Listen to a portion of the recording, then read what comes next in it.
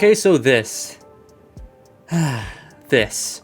I was excited for this toy, and I do like it, but I wanted to love it, and I just don't. It's unfortunate. So for those of you who don't know, or just didn't care before, this is Jolt. He was in Revenge of the Fallen, and was only in the film for a few moments, but he was extremely important, because without him, we wouldn't have Jetwing Optimus Prime. Just gonna put that out there. And on a side note, for the people complaining about, oh, why are we getting Jolt? He was barely in the film. There's a lot of Generations figures that were super obscure. They weren't even in the cartoons or the shows, yet we got toys of them and no one's complaining. And we used to get movie toys all the time that weren't even in the friggin' films, yet they were some really good toys and nobody complained. We complain too much as a Transformers fandom. And I'm guilty of that too. So don't worry about that. Jolt here, though, looks pretty good. The surface detailing is nice, and it just overall, the sculpt looks pleasant. Like, I'm obviously, if you don't like movie toys, then you're not going to like this, but as a person who likes movie toys, I think this looks pretty good. I like how accurate the sculpting is compared to, like, the Revenge of the Fallen and Dark of the Moon ones. The detail I like the most is how they did the tires for the knees, because they're actually the color of tires, unlike the Revenge of the Fallen one, which is just blue. So I think that's really nice. I am going to talk about the head, though, because it is not accurate to the one seen in Revenge of the Fallen, which is one of the weird design choices. It does look like one of the heads that was in Cade's junkyard in The Last Night, so that might be a nod to that. I'm not 100% sure, but I do think that's really neat. I would have liked the original head personally, but I still think this is a really cool little nod. I do like how the actual shoulders are the back of the car, like they're not fake parts. I'm usually not bothered by fake parts at all, don't care, but that's just a really nice touch. And if you're someone who doesn't like fake parts, then you're gonna like the way that the shoulders are done. The kibble, though, while it is kinda accurate, it's also kinda not. The design doesn't really lend itself well to be, like, the design of the character, not the toy, the character doesn't really lend itself well to being translated into a toy at this size and price point. So the designers did the best that they could, but it's still a bit clunky. Like in hand, the kibble does flow pretty well to not be super intrusive, but it's still there. He comes with his whips and they are straight, and that does bother some people. I see why there is no bendy wires, and that's because, deluxe price point, which I'm okay with. I understand that. I just wish they were curved a bit to look like they're actually in some action. Oh, and you have to remove the thumbs to plug them in. I know they came out of the hands in the film, but I wish they would just peg into the palms, but that would make the hands bigger, thus making the spacing of the transformation a bit more finicky. Like I get it. I just wish there was a way to make it different. I could probably 3D print whips that clip onto his wrists if I really wanted to. And yeah, he comes with a Dark of the Moon backdrop. Do I have an answer for why that is? No.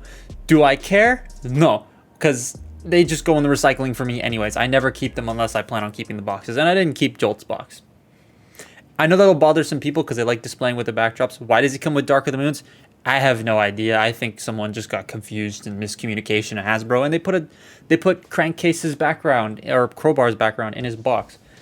That's all I can really say about the robot. It's decent. It does some things right, but it also does some things wrong that just make the whole toy and the whole experience feel eh.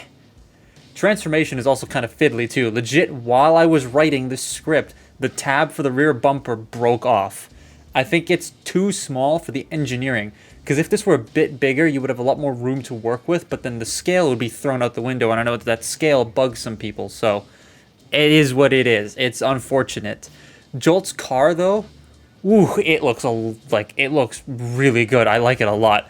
So this is, and as I said in my Hunt for the Decepticons Jolt video, this is a car I wanted when it was still being made, and I really like this car mode. I was also corrected that this is not a full electric vehicle. It's like a hybrid electric thing. So there's a correction. Sorry about that. But it's really accurate to the cars. Like, in real life, it looks super, super spot on to the one that came out in around that time. It's just a normal car.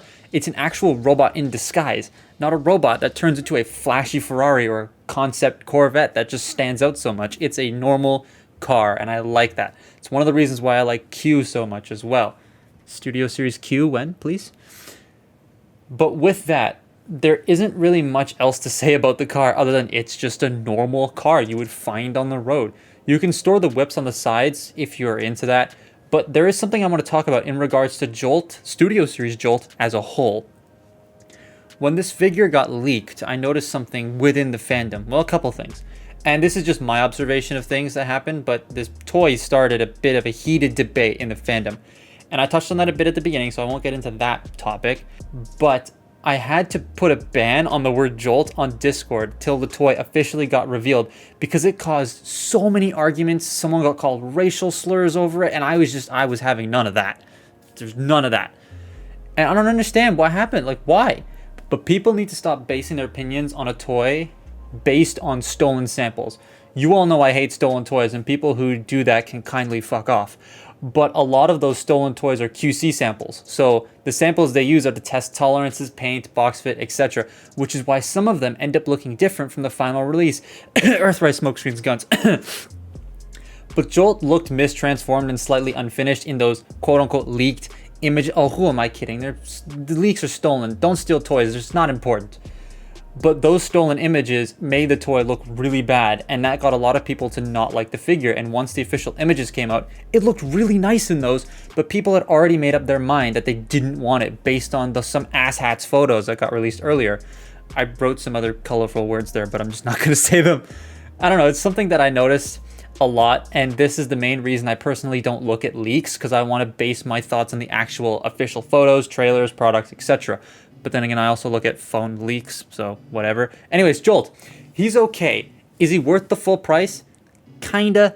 It's an obscure character, and whether you like obscure characters or not will drive you to either pass on this or get it.